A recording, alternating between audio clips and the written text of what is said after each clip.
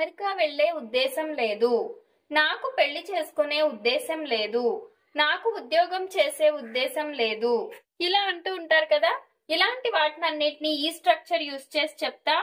Structure ఏంటంటే subject plus has or have plus no intention of plus no intention of plus the form of the verb plus object plus other words. ఇది structure. నాకు America వెళ్ళే ఉద్దేశం లేదు. Subject ఏంటి ఇక్కడ? నాకు అంటే ఐ వచ్చినప్పుడు ఎప్పుడు హ్యావ్ వస్తుంది. అదే హీ షీ ఇట్ అయితే హ్యాస్ వస్తుంది. ఐ వి యు దే వీటన్నిటికీ కూడా హ్యావ్ వస్తుంది. I have no intention of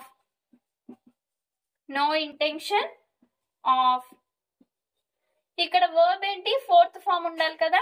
going వెళ్ళడం. Intention of going to America. నాకు పెళ్లి చేసుకునే ఉద్దేశం లేదు.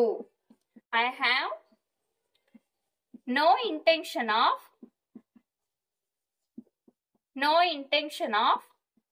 మ్యారీయింగ్. నాకు పెళ్లి చేసుకునే ఉద్దేశం లేదు అని.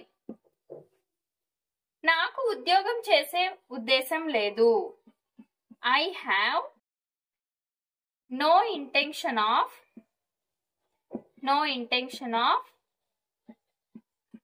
ఇక్కడ ఉద్యోగం చేయడాన్ని డూయింగ్ అంటాం. డూయింగ్ జాబ్ లేదు. I have no intention of అమ్మటాన్ని ఏమంటాం? Selling. No intention of selling home ఇలా అనాలి.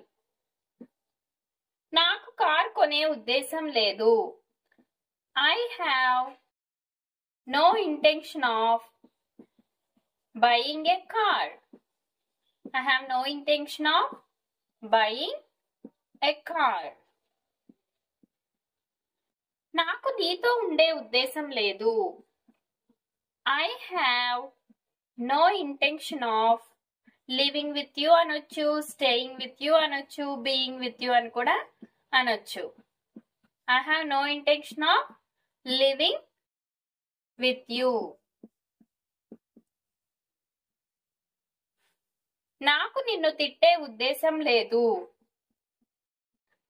I have no intention of తిట్టడాన్ని స్కోల్డింగ్ అంటాం కదా. Scolding you. I have no intention of scolding you.